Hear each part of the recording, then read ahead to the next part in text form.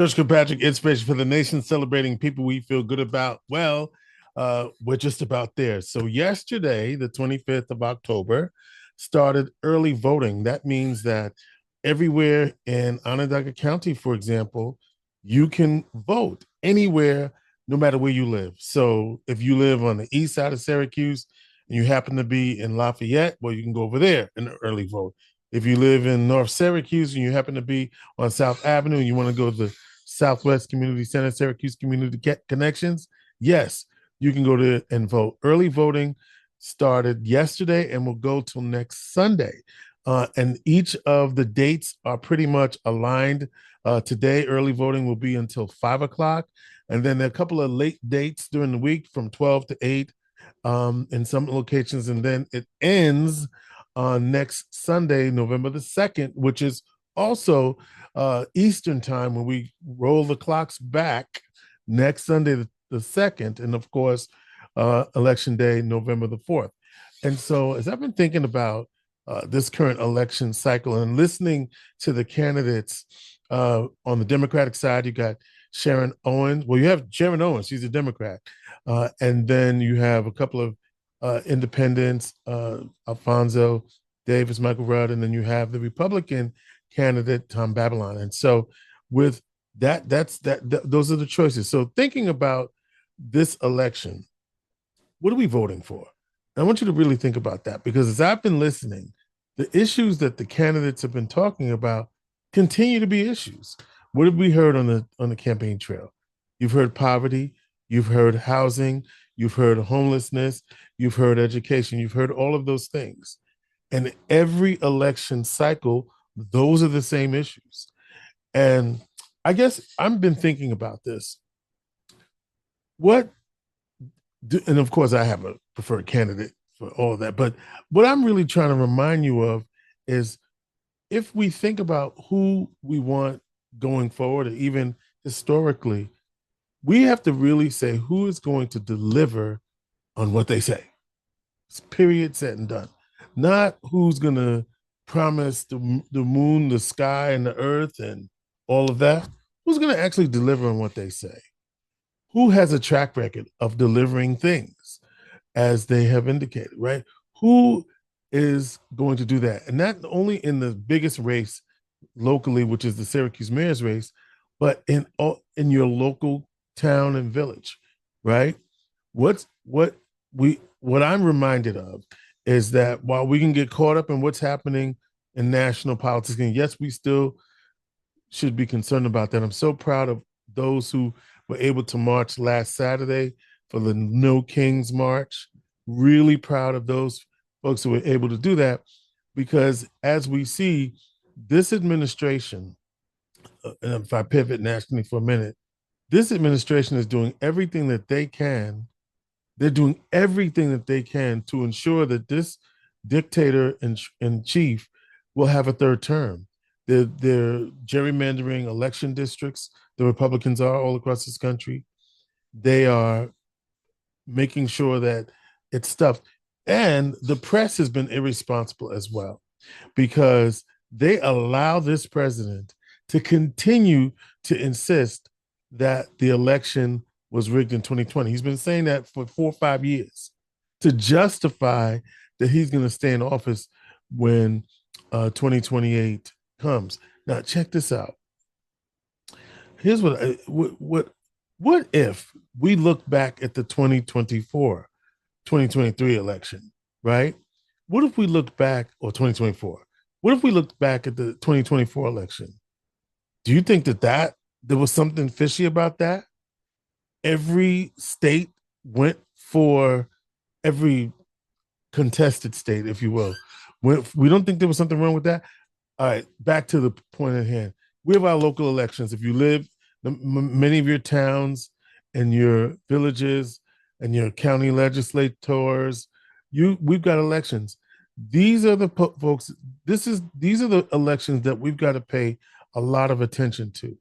I know that there was a ruling just a few weeks ago where they want to move town and village elections to the national, to coincide with the more national elections. And I know that some, including County Executive McMahon, they weren't for that. But be that as it may, your local elections are what matters most, right? Your local elections are what matters most. And so don't get it twisted. This this is a very critical election. So whether it's mayor of Syracuse, and I've got some say in this, and we'll talk about that. We've got to make sure that we get out and do what we have to do. The NAACP has a massive get out the vote effort. They're going to be knocking on doors. There's phone banks. They need volunteers. Email Syracuse NAACP press at gmail.com. We need D9 to come out strong. They'll be active at many of the early voting sites. A couple of the D9 organizations will be at Syracuse Community Connections as well today. We didn't get to you in time, but you could have voted and registered yesterday on the same day, because that was the last day of early voting, first day of early voting, and the last day of voter registration. So a lot to come and more to come on that. Yeah. So that, like I said, making sure that you are getting the information you need, and look, don't believe the hype. A lot. I've been going to many of these debates, and don't believe the hype. Vote for the person who you think is going to do the best job for this city. Um, so last week I did a whole segment on domestic violence awareness. This is October is Domestic Violence Awareness Month. We got one. Well, this is the last weekend because next weekend is the end of the month. Halloween on October 31st is this Friday coming up. Now, check this out. I talked a little bit about domestic violence awareness because I want to make sure that you know that support is on the way. So Vera House is a resource in this community, 3154-683-260, male, female, LGBTQ, non-binary, transgender. You can get services at Vera House. And if you can find my conversation that I had, find the content that I put out on DV Domestic Violence online. It's on Spotify. It's put in George Kilpatrick Domestic Violence, because I talked about all the different ways that you can be abused in a relationship without it being physical. Without it being physical. Because a lot of people think if they're not in a physically abusive relationship, they're not being physically abused. And I outlined through the power control wheel all of the different ways that you can be abused in a relationship and it not be physical at all. And so check that out. Find it online. Find it on my YouTube channel, inspirationforthenation.com. It's out there. And really listen to it, because I'm convinced that I want to use my platform and voice to make sure that we clean up our own house, right? We need to be in healthy relationships that are equally an equal partnership. So if you find yourself screaming and hollering at your partner every day, all day, and you're emotionally drained and unsatisfied, you're likely in an abusive relationship. Let me tell you this, and it's funny because I want to continue talking about this, and here's another reason. Does your partner blow up your phone? Constant text, repeated calls, location tracking without consent, in a world where we're always reachable. Well, some behaviors have crossed the line from just checking in to digital control. So, and I love this. I saw this on blackdoctor.com. So, because we're in constant communication, it can get a little confusing. But let me just tell you this. When someone refuses to respect your digital space, it's not romantic, loyal, or ride or die. It can be a sign of control. Because let me tell you what the root of all abuse is. If you've been to any of my trainings, you could probably answer this without me. But here we go. Power and control. That includes psychological, emotional, verbal, and yes, sexual power and control. So digital boundary violations often fly under the radar because they don't look like traditional abuse, yet they can leave people feeling trapped, anxious, and constantly monitored, especially in romantic relationships and close friendships. Picture this. Your phone lights up with 5 missed calls, 6 text messages, and a FaceTime request all within a few minutes. Maybe it's a partner wanting to know where you are. Maybe it's a friend upset you didn't respond fast enough. At first, it might seem like care, but repeated back to back attempts to reach someone, especially after they've set a boundary or chosen not to respond, is a form of pressure. It can be overwhelming, and over time, it chips away at a person's sense of autonomy. So here's examples of so and so is blowing up my phone. Here we go. Calling or texting someone repeatedly after being told that someone is busy or unavailable, leaving multiple voicemails or back-to-back FaceTimes to demand attention, sending dozens of messages in rapid succession to provoke a response, and creating group chats, burner numbers, or using different platforms to get around being ignored. This behavior may not always have come with malicious intent. Sometimes it's rooted in anxiety, insecurity, or poor communication habits. But intent does not erase impact. It's the impact, not the intent, that matters. So when someone constantly ignores your stated boundaries, it's controlling. So blocking is often a tool that's used to avoid accountability. Now, blocking is often used as a healthy tool for setting boundaries, but some people misuse it, turning it into a form of control or manipulation. For example, silent treatment blocking, suddenly blocking someone mid-conversation to avoid accountability, then unblocking later as if nothing happened. It's kind of mind games. Cyclical blocking, blocking, and unblocking. Using unblocked block patterns to keep the other person emotionally off balance, and weaponizing blocking someone to punish them for not replying fast enough or disagreeing. These behaviors can leave the other person feeling anxious, confused, or constantly on edge, unsure when the next block will happen. It's emotional manipulation, and it's a form of digital violence. You hear what I'm saying? Blowing up the phone ain't fun. Here's another one: location tracking, care versus control. Location tracking features like Find My Friends and Life 360. Some people have that. I never heard of this, but I know a lot of people use it. Life 360 and Snapchat maps were designed for safety and convenience, but in the wrong hands, they become tools for control. Some red flags include a partner or friend demanding you share your location 24/7, monitoring your movements obsessively, questioning why you were somewhere or how long you stayed, showing up uninvited to places because they saw your location, punishing or interrogating you if you turn off location sharing.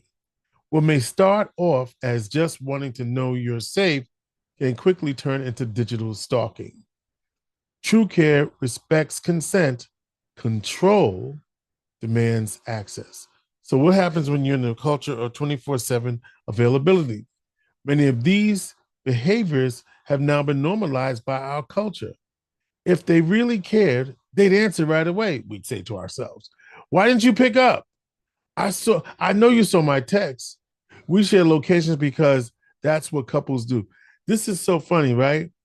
Why this happens, and my wife does this to me sometimes. Why did you pick up? Well, I didn't see it, right?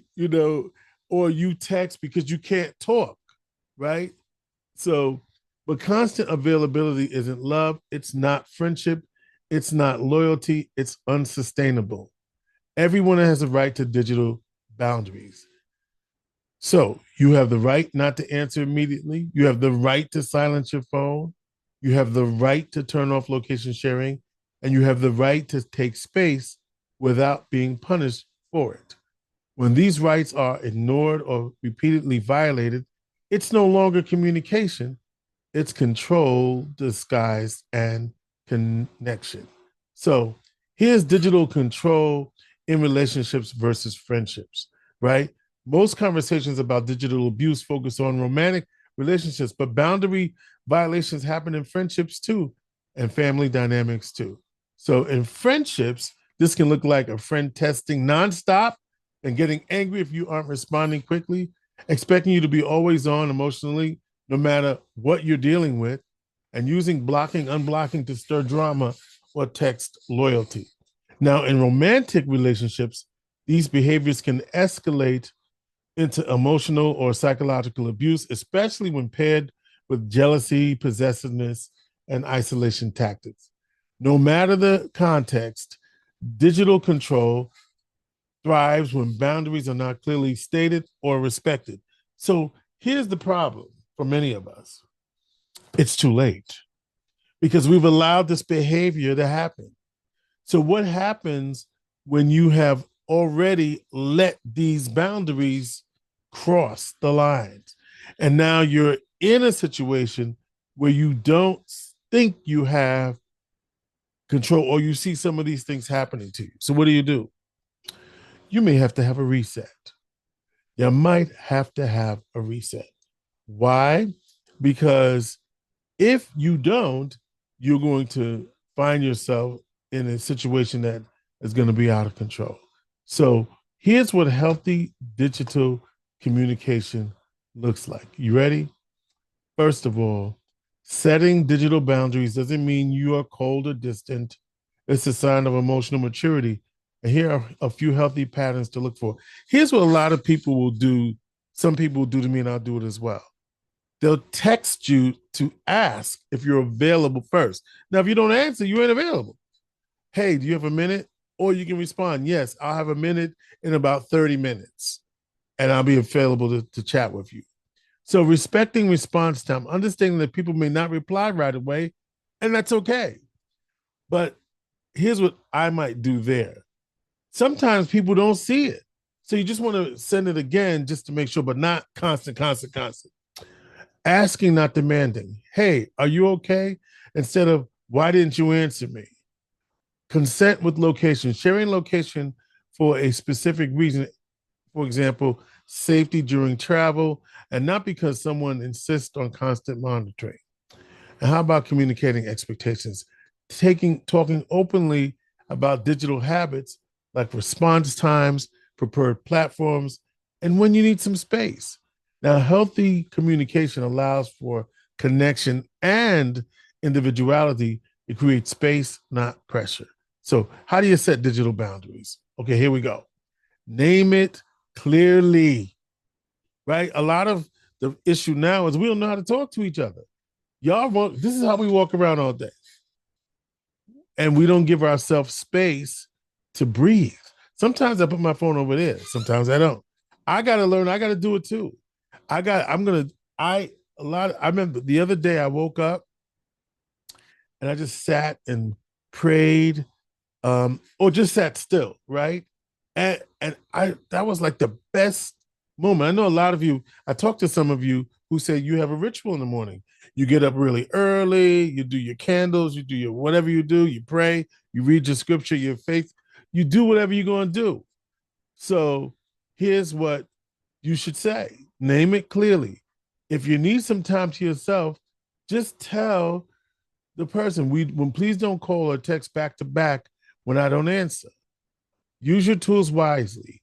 Mute conversations, silence notifications, or limit location sharing to trusted situations. Set expectations up front. Tell friends or partners what's comfortable for you. Boundaries work best when they're clear, not assumed. One intense text session might not be abuse, but repeated disregard for your boundaries is a red flag. And reach out for support. If someone reacts with anger, guilt tripping, or escalation when you set boundaries, that's a sign that you may need to seek outside help or intervention. Let me circle back to Vera House. Vera House is not just for people who have been physically abused. Vera House is there for people who are experiencing abuse of any kind, including community violence. Yes, including community violence. So I want to reemphasize that 315-468-3260 if you need support for Vera House. That's in Syracuse, New York. If you're watching me in another part of the country, your local domestic violence agency. And I know when you hear the term domestic violence, it throws you off a little bit. So let me offer another term for you: intimate partner violence or psychological, emotional, verbal abuse of any kind. Your local DV agency is expert at dealing with those things. Now, sometimes people interpret boundaries as rejection, but setting digital boundaries isn't about putting someone away. It's about assuming that both people in a relationship, friendship, or interaction feel safe, respected, and free. Now, respecting digital space is just as important as respecting physical space. So, constant calls, location checks, or manipulative blocking might seem small at first, but they can create patterns of control that are hard to break. Hear what I'm saying? It starts small. People who are abusive or who mean to be abusive and manipulative in relationships don't start out that way. They do little things. It's a little thing. And the person is really testing to see what they can get away with. And that's how we end up with a later pattern of abuse. So, and let me also say this is what abusers have told me.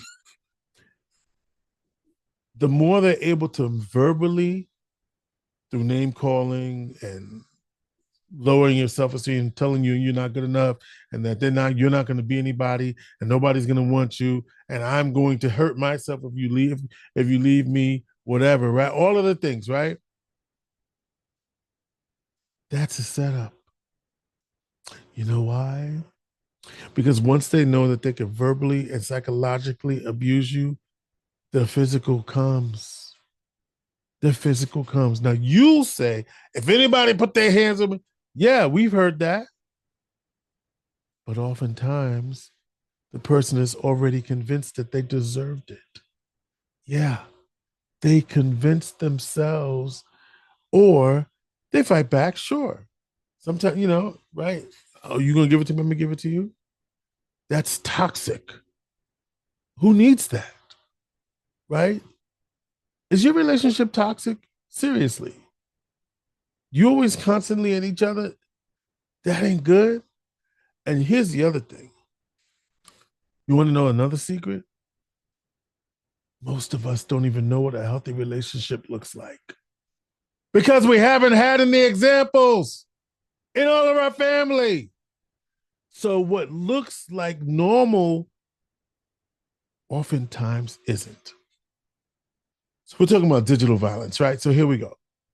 So when someone constantly crosses your digital boundaries, it's not cute, it's not intense. Homegirl blowing up my phone, homeboy blowing up my phone, or just how they are. It's control. It's not cute, it's not intense. When someone constantly crosses digital boundaries, it's about control. So by recognizing these behaviors for what they are and talking about them openly, we can shift our culture towards healthier, safer digital relationships. Now, if you need help, digital control can be a red flag for deeper emotional or psychological abuse. So here are some resources. In Syracuse, verahouse.org, 315-468-3260. If you're outside of the Syracuse area, you can call the National Domestic Violence Hotline at 800-799-SAFE, 800-799-7233, 800-799-7233, or the hotline.org. But in Syracuse, it's veryhouse.org, 315-468-3260. So on a lighter note, there are some light things. I was so pleased to be a part of two Syracuse University sporting related events. First of all, I was at the Jim Boeheim mural kickoff in downtown Syracuse, which was great. An artist, I believe he's from Pittsburgh or Philly. Anyway, a tremendous murals. If you're downtown on the corner of Fayette and Clinton Street, right on the side, I say right across from the Chase Bank side entrance, the Chase building. I think it's called the Micron building now as well. Right across the street from there, tremendous building across the street from what do they call that? It used to be called the corner on the corner of Fayette and Clinton. What's that bar called? I don't know what it's called anymore. Across the street from Funk and Waffles. Let's do that. Big mural right there on Clinton and Fayette. Wonderful tribute to Coach Jim Boeheim. And I had a chance to present a certificate to the artist on behalf of the Central New York ambassadors. And then the week before that, I had a chance to go to the Orange Women, the Syracuse Orange Women kickoff as well. And so a couple of great things. I had to change the topic a little bit because I know the domestic violence topic can be a little heavy. Also this week, my Knicks won their opening game. Yay. I had a chance to attend the Good Life Foundation. Shout out to Hassan Stevens, DJ Maestro, and the work they're doing in the community. It's really making a difference. And shout out to the work that our team at Vera House is doing with Good Life. Darius Johnson, our engaging men coordinator out there in these streets doing the work. Y'all know him as Hype, and he's out there doing the damn thing. And shout out to Alameen Muhammad. If we eat, they eat. Sandwich Saturday still going strong. And they're always looking for volunteers. In fact, the NAACP, I said this earlier, I'll say it again.